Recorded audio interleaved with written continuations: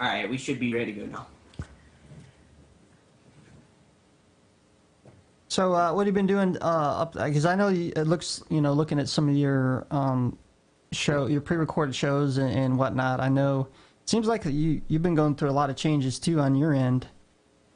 Yeah, I mean they're I wouldn't call them major changes. I guess they're more products of just learning what works best and you know just getting some free time and also cash flow, I guess you could say.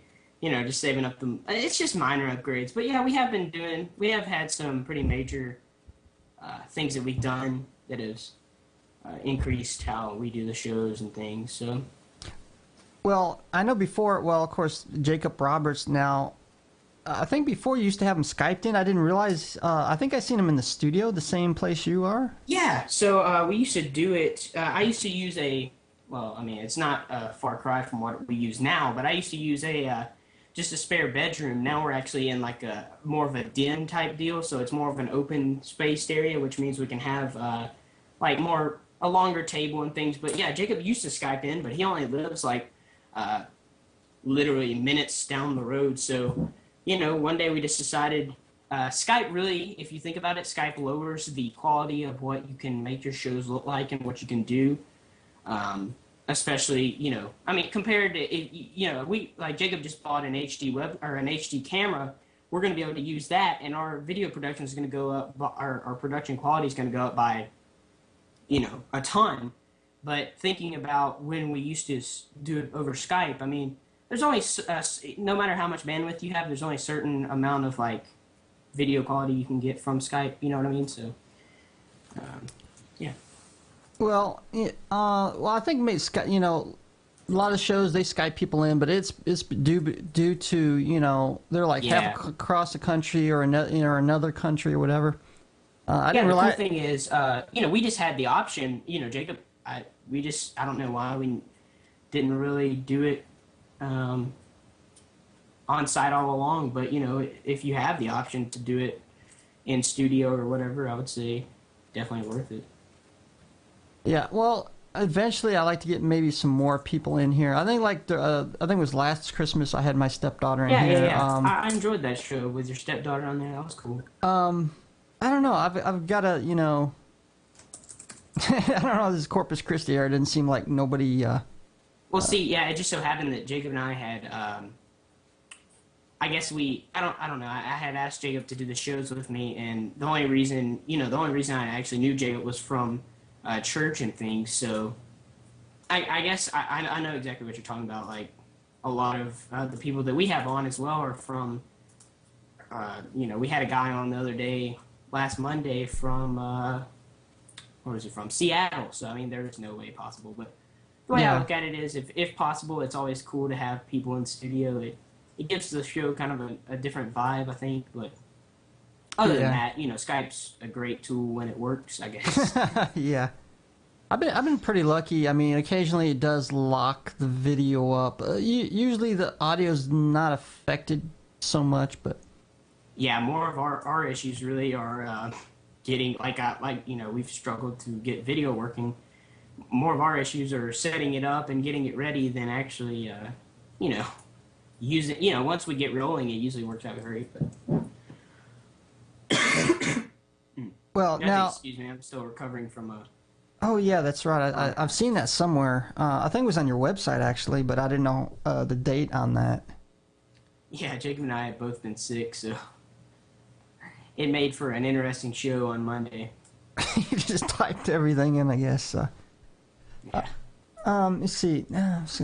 Now, I know that was interesting to find out. I guess your main operating system is Linux, but how do you broadcast? Do you do it in Linux or in Mac? Well, it's kind of an interesting thing. We actually use a Windows box for Wirecast, and we have. I don't think that I will ever be Windows free, and I don't even think I really would care to be Windows free because there are things that you want to have Windows and even a Mac around if you're a Mac guy or a Mac person. But I use anything besides broadcasting and like the computer that we use for general web browsing during the shows and for reruns. I found that although there's some great options for Linux for broadcasting and things. Wirecast is still the best thing that we have found, and of course it is locked down to either Windows or Mac. And we use for the reruns, we use Desktop Presenter to capture it through VLC, and we have had success. Like anytime you see Carlo or anyone else on our video or on our recent shows, we're actually using Linux, the Ubuntu version of Skype, the latest version. So using Desktop Presenter and Wine. So we're actually virtualizing Desktop Presenter, which is really jerry-rigged, as Jacob would call it, but I'm pretty impressed. You know, it works pretty well. But yeah, day-to-day I use Ubuntu.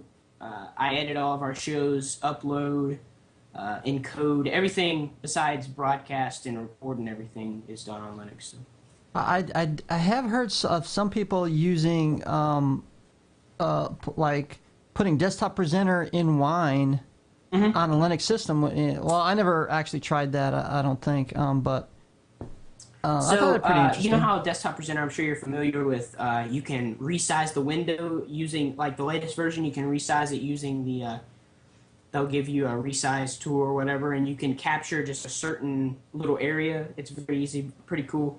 That doesn't work too well because it's kind of weird. It doesn't, it works, but it doesn't. It's really slow because you're virtualizing it, but once you get everything, I think it's a matter of, you know, you think about it, Desktop Presenter only really captures at 25 frames per second, and the human eye can only see like 24 or something. So I think you definitely lose some by going through Wine, but the cool thing is we're using like I know Steve from the Tech Buzz. If you ever seen him, he uses like some Pentium 4 computers, which I'm not sure I feel too comfortable using those as Skype machines, but we have it's a AMD Sempron that shipped with Vista, but you know, I paid like $70 for it. My dad got it from a guy that was just trying to get rid of it, and I wiped it, put Ubuntu on it, and we've been using it for a Skype box ever since, and works pretty well.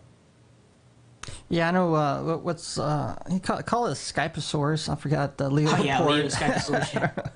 I see like now a lot of posts on Skyposaurus, but well, it seems now he puts his just on a screen, like a screen behind him, but I guess he still uses through different computers and just puts it on one screen. Or you're talking about Steve, right?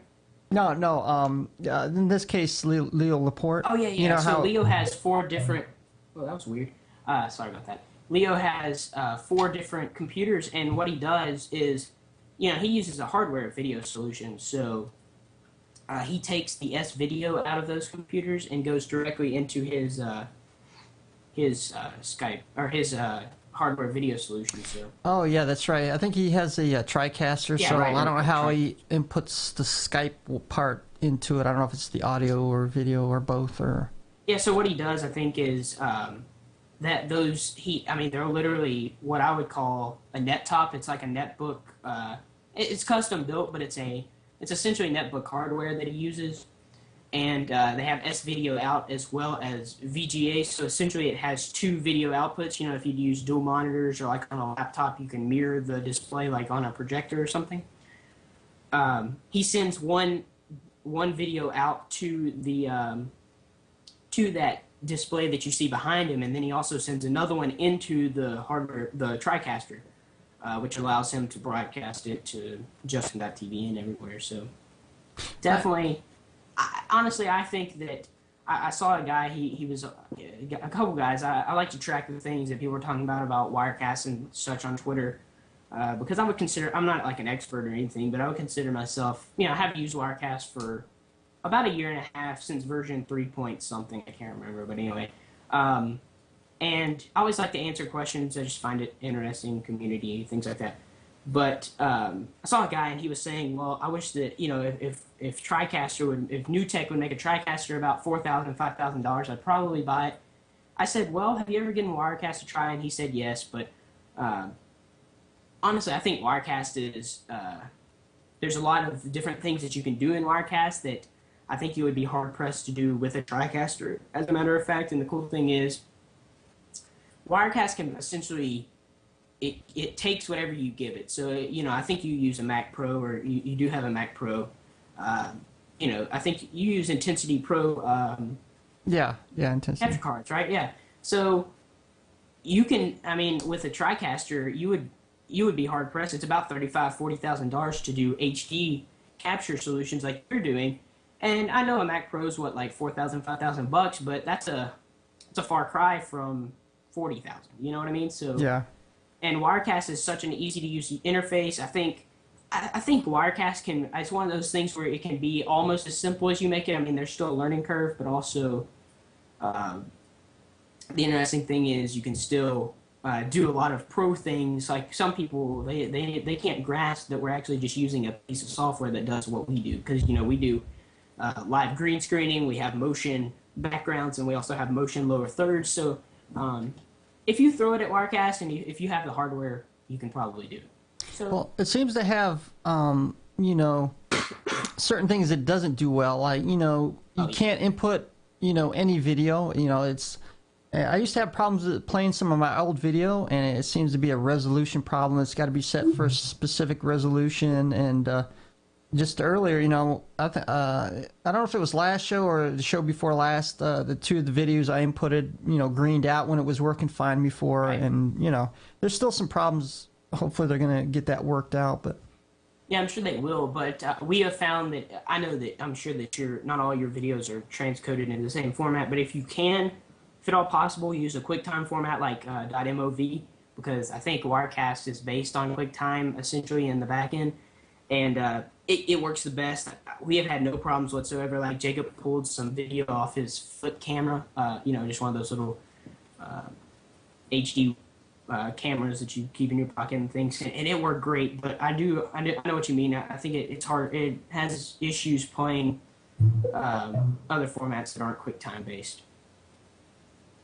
See, actually, now I asked this to Steve Haywood because I was thinking perhaps, it just came into my mind that maybe Wirecast is going to eventually make their own hardware controller. I know, people have been using the Nano controller and things like that, but I was kind of wondering in the future that they might do that. He kind of hinted at, I think you can't really, even if they did tell him, he's not really supposed to say, but he kind of hinted that they may eventually do something like that, instead of buying a whole TriCaster, multi-millionaire, a lot of money. Right. And then, you can use that. They'd sell it as a side item if you need to use a hardware controller along with the their software, which I think would be a good idea. Well, hopefully if they can keep the price point, cheap enough. Yeah. I think it's definitely a hardware video not switcher. Yeah, I guess you could call it a switcher, a control board or something.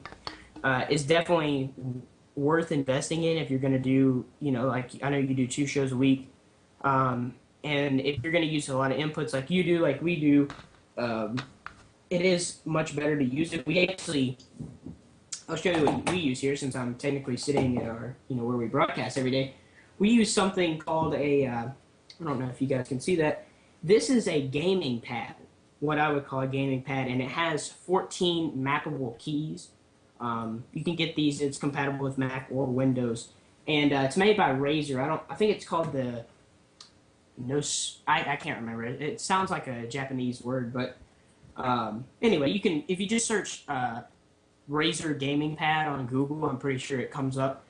It was about $40, which is kind of expensive, but the cool thing is these keys are directly mappable. You can map them with their little program, which is I don't even think it runs in the background. It's just their drivers.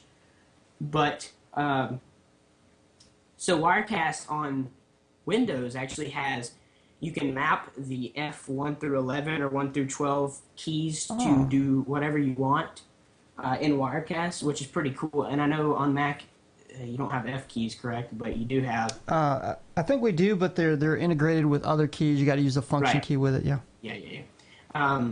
But on Mac, you do have the Apple script that one guy has written that allows you to use the Cord Nano controller, which is another great option. I think a switcher, like a switchboard or a control board, would be interesting. I think that would be nice. I don't know if I would.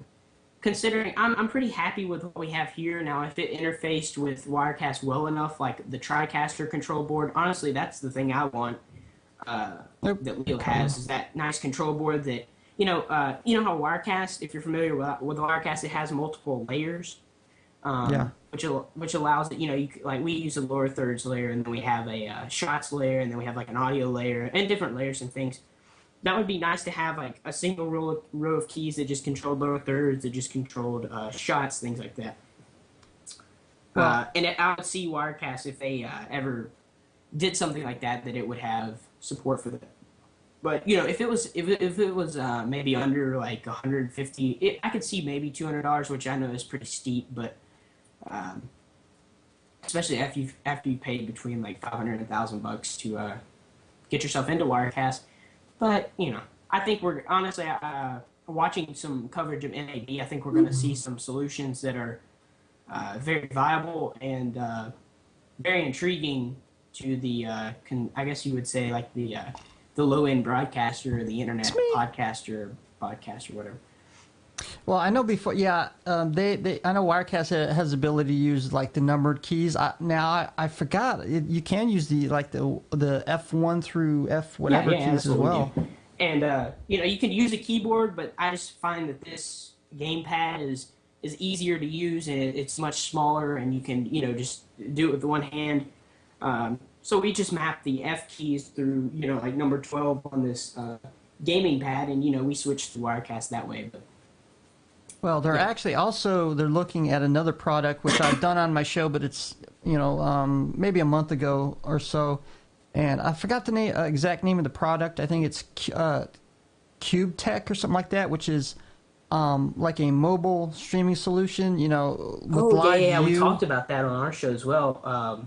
Is it the one that interfaces with the camera? Is that what you're talking about? Yeah, you can input SDI or HDMI and either through wireless. Probably the best solution would probably be through 3G though, or 4G. Yeah, you can use. I think they have a partnership with Livestream.com, and you can use Verizon. But that's an interesting feature. It's about $1,500, which I don't feel comfortable doing at all. We have a mobile broadcasting setup, which is nothing like that. It's a... Here's mine right here. It's not exactly portable, but... Yeah. It's a laptop.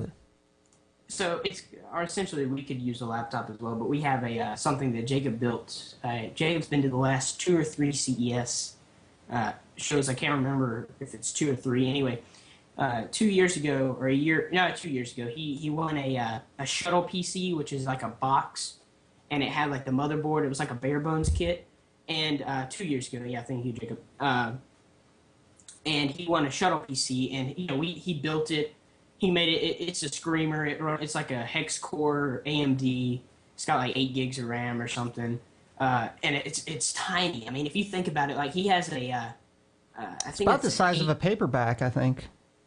Well, yeah, it's a little bit bigger than that. I think some of them are. You're right, but anyway, if you envision like a NVIDIA gaming card, if you're familiar with things like that, it's about this long. Jacob's the gaming card, the video card, literally only fits in the PC. Like it's really he worked that thing in there.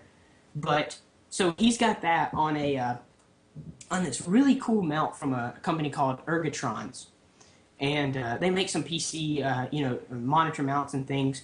But all of this is on a mount, and you carry it like this. Now, it weighs like 30-something pounds or something. But the cool thing is it all ties in, and it's got a mini little 26-inch LCD screen, right? I mean, it's just the works. And it's going to be something that we haven't tried it out yet. But when, we built this he built it like 6 months ago, but we still haven't had the time to try it out. We're hoping to try it out this summer. But anyway, it's one of those things you're going to pick it up, put it in the car, and then go sit down somewhere. But it's still, or like you said with the laptop, I mean, it's just so cool what you can do nowadays with a webcam and a laptop. And you can essentially, with a 3G connection, stream everywhere. And Jacob's got Jacob has a Sprint 4G or 3G or 4G MiFi Yeah, I have an iPad 1, Brad. But yeah, I was gonna look that up here. What that cube was called.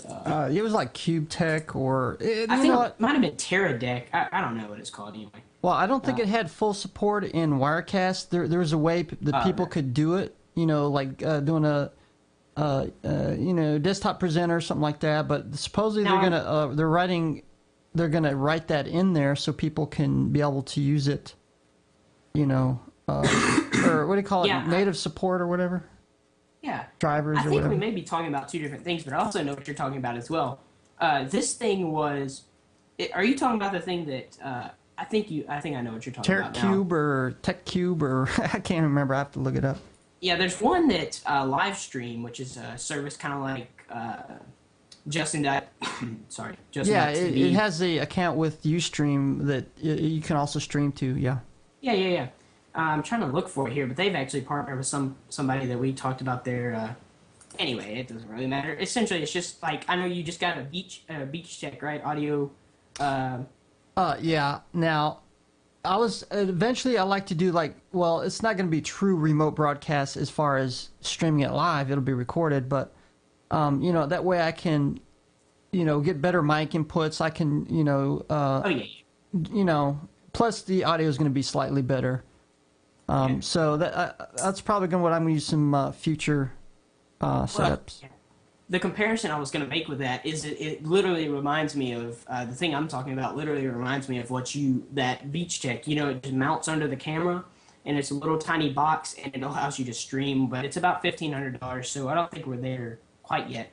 I posted a link in the chat room if you're watching. Yeah, I think is that it right there that you just posted? Yeah, the live stream thing from the blog. So that's an interesting solution. I think honestly, still. Even just broadcasting from an iPhone or an Android phone or something, that's still pretty good quality for if you think about what you're talking about. I mean, you're literally, 5 or 10 years ago, you'd have to have $2 million, a TV truck, 10 people operating, everything, and now you've got it in your pocket. It's pretty amazing, but it's pretty fun. Well, now I know you said you guys are using a HD camcorder for your broadcast. Now, how are you inputting that? Is that FireWire So we have not we have not used it yet. We've actually, if you look at our website, Jacob just got it in on Thursday. We showed it off today. If you watch anyway, we'll be using it later. But I'll get the link here in a second. But it's kind of funny. We've been using the green screen here for about three or four shows now, depending on what show you look at. And we've literally been using the Logitech QuickCam 9000. And it was like one of the first HD webcams, and that's literally what we've been using. So I'm pretty happy of the video quality that we've got out of this thing, but it's time for us to step it up. And we're gonna be doing kind of like what you do. Yeah. I don't think we're actually going to go with a Intensity Pro. I've talked to some of the Wirecast guys, and we found one that has dual H. It's essentially the same thing that a Blackmagic card does. It's just made by a different company. Yeah. And they've assured me that it should work in Wirecast. I'm hoping that it does, but. Do you remember what the name of it is, or? I think it's. I think Smoothie knows. I can't actually remember. That's okay. I think it's on Amazon if you search for capture card or HDMI capture card. It's $100. Now, if I'm right, the Blackmagic's about Avermedia. Okay. Yeah, Avermedia. Yeah, thank you. I guess what Smoothie says. Yeah, thanks, Smoothie. Let me find I don't know if Jacob knows offhand what the camcorder is called, but it's what I would call a prosumer camcorder. Do you use JVCs or Sonys? It just happens I've got two Sonys. Okay, so that's what I was thinking. This is actually like the mother of all of your camera. Like this is like the granddaddy of all Sony consumer camcorders. Like this thing, it's literally the size of a consumer camcorder. But Jacob posted the. I've seen that. Yeah. So so it is a pretty much an HDMI input. Well, it looks like an input output. Yeah. But he also posted the model number to the camera. Yeah, there you go. So it's the really what I would call the bottom line of their pro grade thing, but it's got a lot of different features that the cameras like yours don't have. Oh, I know that camera. Hold on. Okay. I've actually researched that. Hold on. My internet's so slow. It'll probably no come problem, up after the show. Yeah. Oh, I can actually talked about it on this one. Now, it's funny because now I've got a Sony, and here I'll even put it to the, which is this one right here. It's I think it's a Sony CX550V, and supposedly it's very similar. I mean, there's only a few differences, and the dimensions and almost everything's the same as this one. But obviously, the biggest one is you get a larger battery. I think the mic, and of course the screen. It is. They have some other interesting features. It's different, and I can't tell you why it's different. But Jacob knows because he's into video more than I am, much more than I am. He got it for, like you said in the chat room, $450 from Adorama, I think it's called, which is a photo store on the internet. But yeah, that's what we're going to be using. It's got much of the same features as yours do. I'm sure it's got a touch screen. It's got one of the interesting things we've been playing around is it's got slow motion built into the camera. 10-hour battery life, 64 gigabyte hard drive inside. Yeah. But it's pretty cool. Yeah. Now I know, in particular, this camera right here, it's got actually one of the best stability features. You know, if you're running with this camera, you know it's pretty rock solid. And so Jacob was, he had it zoomed almost all the way in with the optical zoom, and I was really surprised because I have a Pentax DSLR that does video, and once you zoom in, even if you're just using like an 18 to 55 millimeter zoom, that's weird.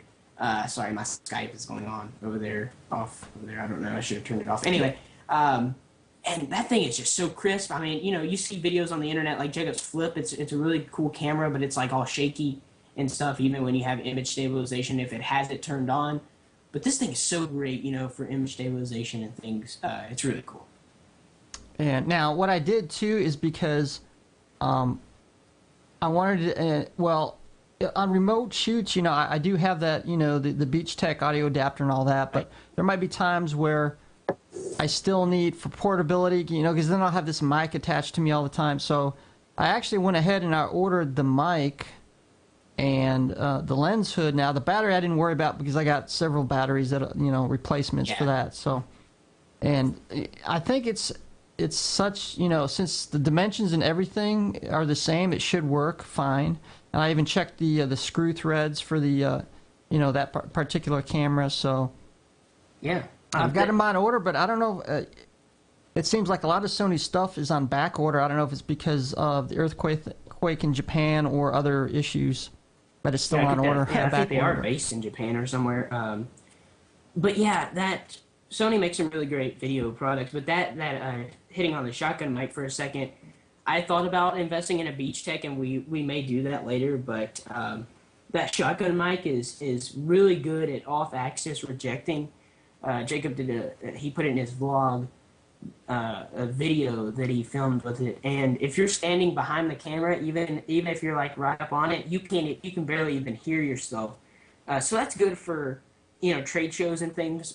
Jacob will probably carry that to CES, and if I go with him this year, I'll be with him as well. But he'll probably carry that to CES and get a lot of cool footage because especially in a trade show, you want the best off-axis rejection possible because you want just the people that you're interviewing talking or audio coming through and nothing else. And that's really the best option if you don't want to carry around a mic like you were talking about. And yeah, there might be certain times. I don't know how much that shotgun mic is, but they usually range around like $150 or something. So. Well, I think too, in a noisy environment, because I do have this condenser, but it's so sensitive, it picks up everything, down the hallway and everything. So especially like CES, it's gonna be like really noisy. Certain mics just pick up everything, and usually the built-in mics aren't quite as good, and they're very sensitive, and they pick up a lot of noise and things like that. So, you know, in certain environments, if you're going to, like, you know, put it on YouTube or whatever, you know, I've seen a big difference. Somebody uses camera, and you can't even hear what they're saying. And I've seen this on YouTube on a couple of the videos, and, you know, it was kind of bad. So, you know, it's worth it to invest in, like, a shotgun mic or something like that to at least be heard anyway. Yeah, honestly, if you're thinking about, because I know a lot of people who watch yours and my show as well, always are looking into, you know, different things like we talk about and want to get into broadcasting and things, or just, you know, YouTube videos or whatever.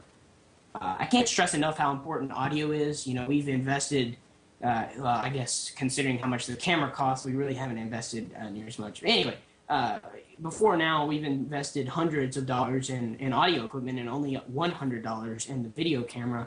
And, you know, I think audio always trumps video, in my opinion. I can sit there and watch a video clip from an iPhone and it be shaky and stuff.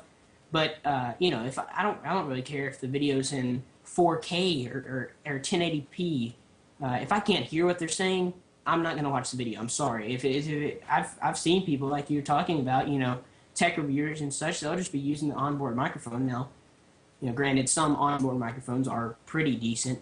But, you know, they have a top-of-the-line Sony camera that costs, you know, $1,000, $800, but audio quality sucks. So, you know, I always stress audio quality, and especially when you're doing something online, you're not going to get, I know, even if you produce the best show possible, you know, the most interesting show possible, people still aren't going to listen if it's not a pleasant experience. So, yeah, definitely check out your audio, you know, issues and things. Yeah, it's, you know, usually I've always had, you know, good luck with video. It's just the audio portions that are always hard. You know, run it through a mixer, and then, you know, and before they had this Skype problem on Mac where it would try to automatically adjust the volume, and like actually Linux and Windows, you know, you can take that out, and Mac you can't, so you got to do workarounds. So yeah, audio is like always the hardest part, because you got to worry about feedback and, you know, a lot of stuff. Video is easy, but it's just and I think over the past, I don't know, 2 or 3 years, video has become extremely easy with something like even an iPhone making pretty decent, you know, video, 720p video that can be thrown up on YouTube and look pretty amazing for what it's being recorded with. But yeah, I think we have seen a large. Honestly, I don't think audio is going to go very far. Anyway, it's not going to advance. I mean, you know, we'll have digital mixers and things, but other than that, I don't think we're going to see much of an improvement in ease of use of audio. You're actually going to have to do some research and figure out what you're doing. But video, I mean, you can literally get a flip cam or a Codec ZI-8, turn it on, and make amazing video and not even know what you're doing, you know? So I think that's cool. But I guess it's a good thing, considering that, you know, video is so easy to do nowadays, but audio is so hard. So I think I'd rather, like, video be kind of hard and audio be easier. You know, I don't know anyway, but I find audio interesting. I find mixers, you know, exciting to talk about, and even though they don't work sometimes, even though you can't get Skype to work sometimes, it's still fun, you know. It's kind of frustrating when they don't work, but, you know, you always get through it. And, you know. Actually, I like audio too, because, you know, it seems like now I don't really do it, because before I you know, I play bass, and I have some of this I still have from, I don't know, well, you can see a little bit of it. I got some of the audio gear here. I used to use some of the rack gear with my bass rig, but now, since I don't use this very often, I said, hey, let me just hook this compressor and this stuff up to the audio, and it, you know, it seems to work pretty well. So yeah, I find that, you know, just the audio itself, you know, and in the technologies and stuff is just as amazing as, you know, the video portion. But yeah, I've always liked audio myself as well. I don't know really why. I guess it was the first thing I invested in when, you know, 2.5 years, well, 2.5 years ago. I never can really track down when I first started. Yeah, the big bottom. There we go. Now, somebody mentioned a mixer review. I don't know if you wanted to bring that up, or some. I don't know who's. Yeah, let's talk about that. So we just purchased not too long ago, like you had already alluded to. We had talked about some studio upgrades we've been doing. We just purchased a new mixer from Behringer. I've had two Behringer mixers before this one, and this was a major upgrade for us. It is the Behringer X2222 USB mixer, so it has USB directly out of the mixer, which is good. You know, you don't have to use a converter or a direct box or anything like that. So it goes straight USB 2.0 out of the mixer directly into our broadcast machine, which is great because, you know, I'm sure you've ran into problems with audio interference and everything. And USB, in my opinion, is always better. You know, you can always go directly into the sound card and it'll sound pretty daggum good, but in the same way, it's always good to go digital. But this one has 8 XLR channels and 4 stereo quarter-inch channels, so it's a really big mixer. I'll post I'm gonna get a picture or something in here pretty soon. Does Wirecast see it as a audio input? Yeah, so it works great with they have Mac and Windows drivers. Windows and Linux, it works directly without even. Well, I'm sure it does I'm sure there's some kind of driver included, yeah. But probably. You don't have to go download it from Behringer. It actually just shows up as a USB audio device. I'm sure if you download the driver, it might like show up as like a Behringer USB. Anyway, it works without downloading anything. I haven't had any experience on Mac, but I'm sure it's probably the same, if not easier. But it's just plug and play, really. And then you just go into Wirecast, you know, set your audio input, and you're done. I mean, it's. I was thinking it was going to be much harder, but I think it's more on the Windows and Mac compatibility side more than Wirecast, because if it works under the OS, it should work. Yeah, that's true. Yeah, it works great. Well, I was always kind of wondering, like, you know, on the USB and FireWire mixers, how would you input it in? Because usually most of the audio is going to be like hardwired, and it just, now it's funny now I think about it, just before I mentioned it, that it sees it as a separate audio source, and it does it that way somehow. But magic, it does it magic. I don't know. Oh yeah. It's just like a, you know how a sound card, like if you had what are those things, the Realtek or a Audio Pulse or whatever kind of sound card you have, it just shows up in Windows as another sound card. So it works great, honestly.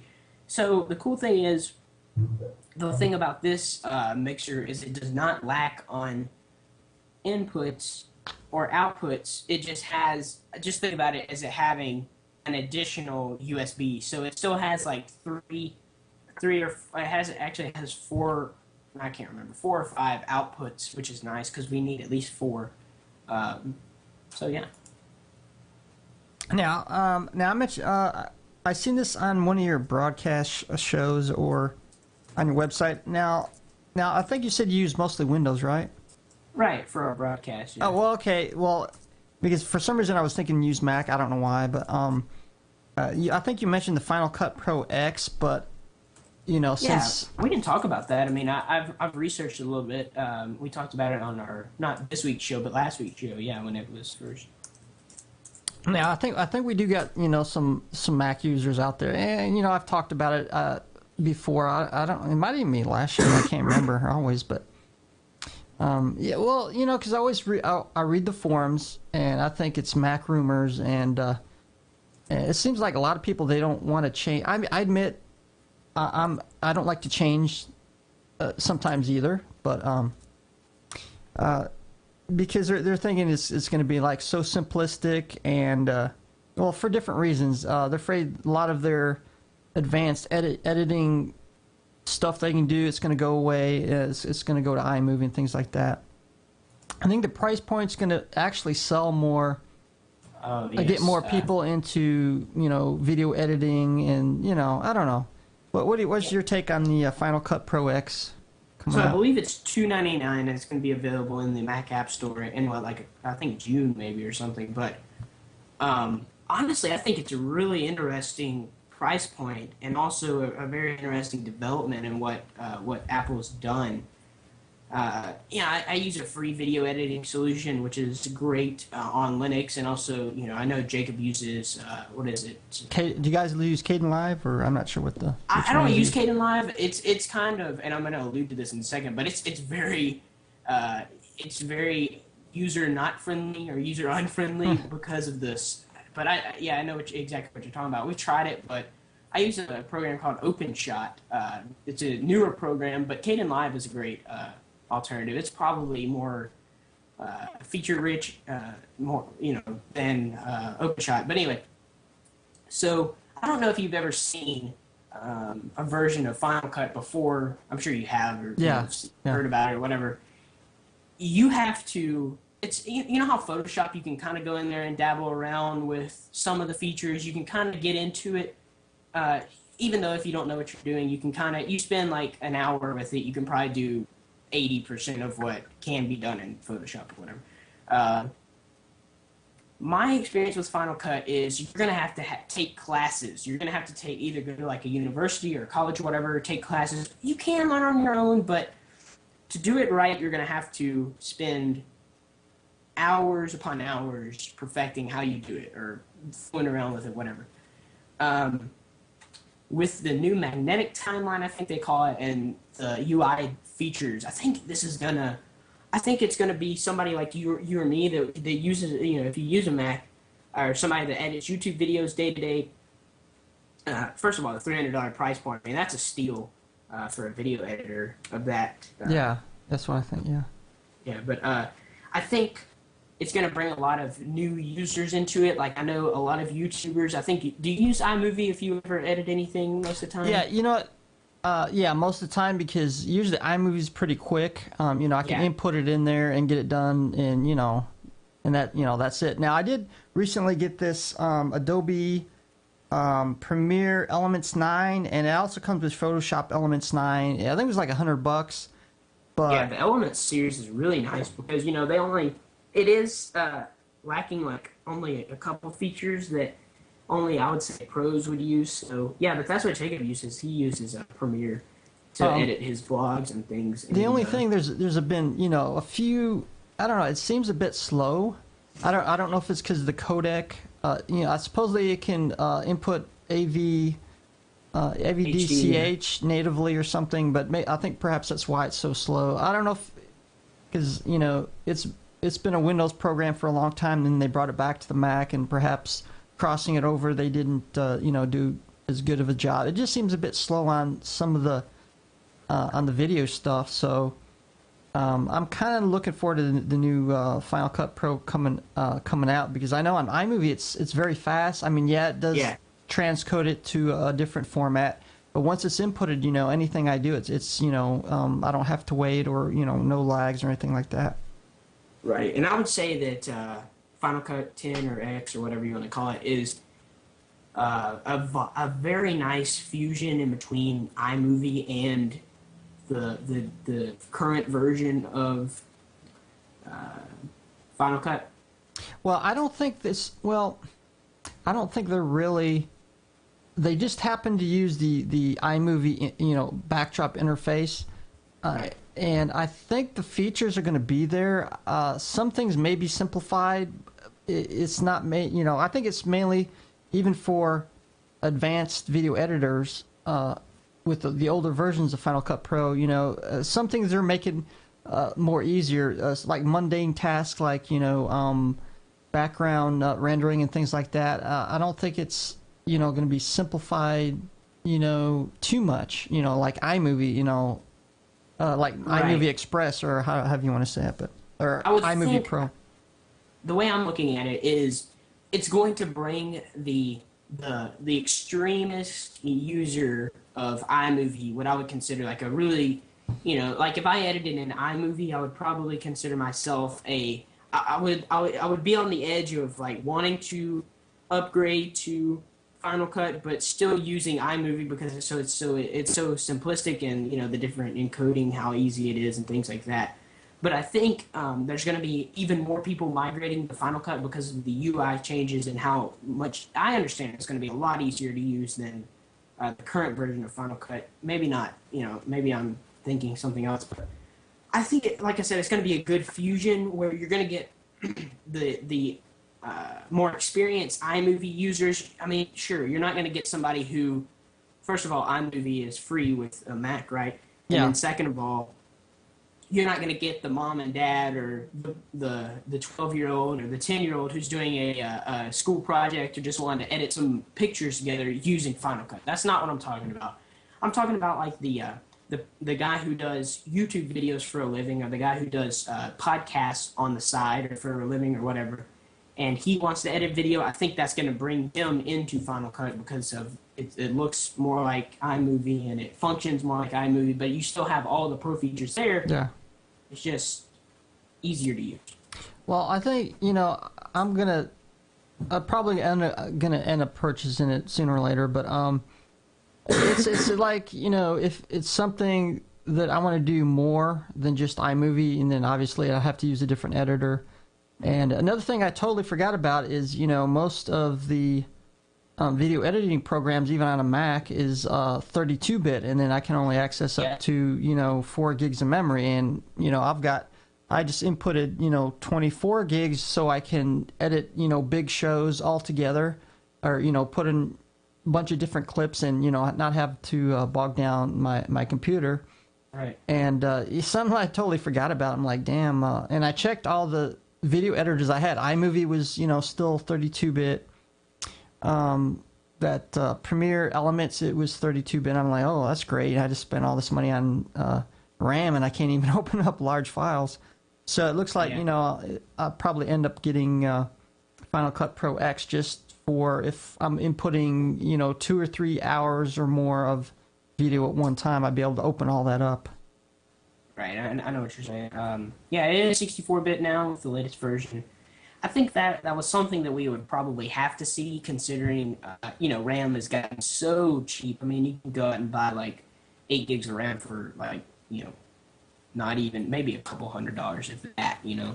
So, I mean, nowadays, I think maybe 3 years ago, you know, you'd have to spend about $300 to buy, you know, 4 or 6 gigs of RAM or whatever, but now you can easily go out and purchase some for like $150, you know. And I think 64-bit has solidified its place in, I guess, you know, an operating system or, you know, the operating system world. But, yeah, anything that can, honestly, I hope that that 64-bit across all OSs gets better. You know, we still have compatibility issues on Windows. I'm sure you have compatibility issues on Mac.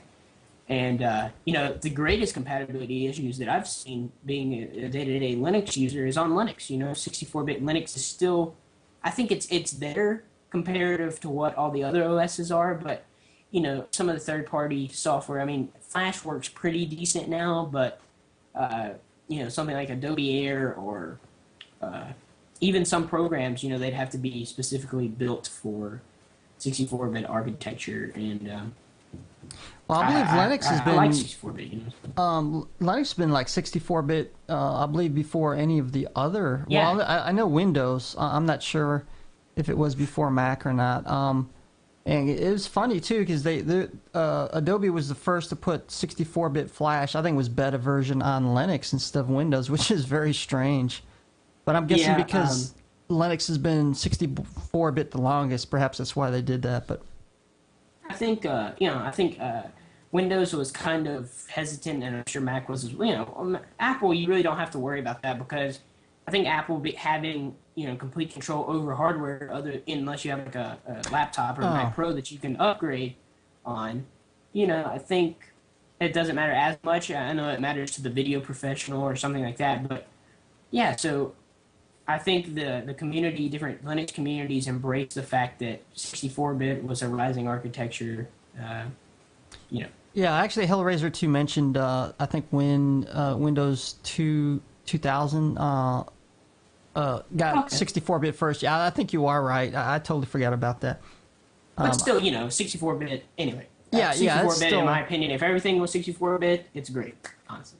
Well, I think the only advantage, supposedly people think it's faster, but I think the biggest advantage is just using more RAM now that, now most computers and laptops or whatever, usually it's the base RAM is usually around at least 4 gigs, if not a little bit more. So being able to access more memory, but besides that, I don't know the advantages more than that. Now I think Mac has had issues. It still has had issues. It had issues in like OS 6 or something. I mean, I was watching a podcast the other day where they were talking about this, but still, Mac does have issues switching in between some memory like intensive tasks. So let's just say you're running iMovie or something, exporting a video, and you're watching a Flash video on YouTube or something. Well, that's just an example. I don't know if that's actually the case. But anyway, Macs have an issue load balancing in some occasions, depending on what applications they are and how they're written. You said load balancing? Yeah, it's kind of like so they don't transition in between the memory usage as well as it should, because there's different backends for certain Mac applications. I think some people use Cocoa, and there's another one that you can use Carbon when coding it. But anyway, that's one of the issues that is solved with 64-bit. It's more seamless in the transition of that. That's what I understand. I don't know. I have no personal experience, and you probably wouldn't notice it. It's probably more one of those things where, unless you weren't looking at your process monitor or whatever, you probably wouldn't even notice it. But anyway, that's one of the pluses I've seen with it. Whatever. Well, now with these browsers, I know Firefox is now 64-bit, and I believe, Internet Explorer 9, and I'm sure most of the other ones now. And I know Carlo, he's a big popular on Firefox. I admit now, even on Firefox on the Mac, it's that's what I've been using most time right now. Yeah, like Carlos talking about in the chat room, I noticed that he has issues as well. Memory not releasing straight after, So that's another issue. I would guess, like if you're encoding a video, you would expect it, or I would expect like once the video is exported or whatever, and you're done encoding, I would expect all your RAM to be, I'd expect to have all, like you said, 20, I know what you're saying. 24 gigabytes of RAM to use as soon as, I'm done encoding that video. But sometimes it'll have issues switching back and forth. So, now what Carlo just brought up, he said, of course, the issue with memory not releasing straight away after intensive tasks. Let's say you bring up a program, it uses so much memory, and then when you exit it, some people mentioned that they don't see it as showing free RAM, but I think I've read, I'm not an expert on it, but supposedly it's still in cache, but when another program loads, then it often takes the memory that's not showing free. But so I don't know, maybe it's just it's available for the operating system to use, but it just doesn't show it being free at the time. Right. Once you depending on the program, I guess. Yeah, and I think that's probably an issue of people Carlo sitting there with nothing to do, watching their performance monitor. But whatever. Like, damn, it's still got my RAM. Well, actually, Carlo also mentioned something else. It says it keeps the program in memory in case you reopen. Now, is that primarily in Mac, or is that other operating system does it as well? That could be possible. And then, yet, if another program opens and you're getting low on RAM, it might reuse the same one. But I don't know. It's just the way maybe it recognizes RAM and it may not, Right. And okay, Bashmaster says Firefox does not release memory operating system. Ooh. And what version is that on? Is that the Firefox 4 or previous versions or all versions? I'm just kind of reading past it real quick. Oh, Mac. Carlos says Mac related. Okay, we're shooting about 9:10 p.m. We're gonna go ahead and let. Oh, geez, my memory just slipped me. Nick, Nick. Oh boy, Yeah. Alzheimer's kicking in early already. We're gonna get you the last word. Any links you want to put in the chat room or anything you want to say before we call it the closing of the guest there? Yeah, Steve, it's been fun. Love to, when you don't have a guest, love to be back on. Just check out PBCastTV.com. That's where we do all of our shows, podcasts. I don't really like to call them podcasts, but, people Shows. identify with what a podcast is. I call mine a show, too. It's a show. Yeah, it's definitely more of a. I don't, podcast kind of signals to me that you have to use an iPad or an iPhone or whatever to view it. And honestly, Like we put our videos pre-recorded, I on guess. YouTube, and you can really get them anywhere through a computer, tablet, whatever. So, PBCastTV.com. We stream live 24/7, except for now because I turned it off, so we wouldn't have any Skype issues. But anyway, Oh, okay. yeah, pretty much. And also, I need to restart. Yeah, But you yeah, need to I'd love restart to your come back on stream. and talk more about the future of like broadcasting and things, because I think I'm not like an expert on anything, but just looking at trends, I think that internet broadcasting and just internet content production is going to go up in the next year or year and a half, and I think a lot of people are going to be getting into this. I think you and I are on more of the forefront of doing this, and we have experienced some of the bleeding edge, but it's still fun, and I love talking about stuff like this. I can't, shoot, oh my, I'll probably, hey, it's time to go. No, it's like, well, usually I get almost an hour till the broadcast ends. No but yeah, problem. we'll probably have you up again and then see what you're up to as far as the show wise and technology wise. So thanks for stopping by. No problem.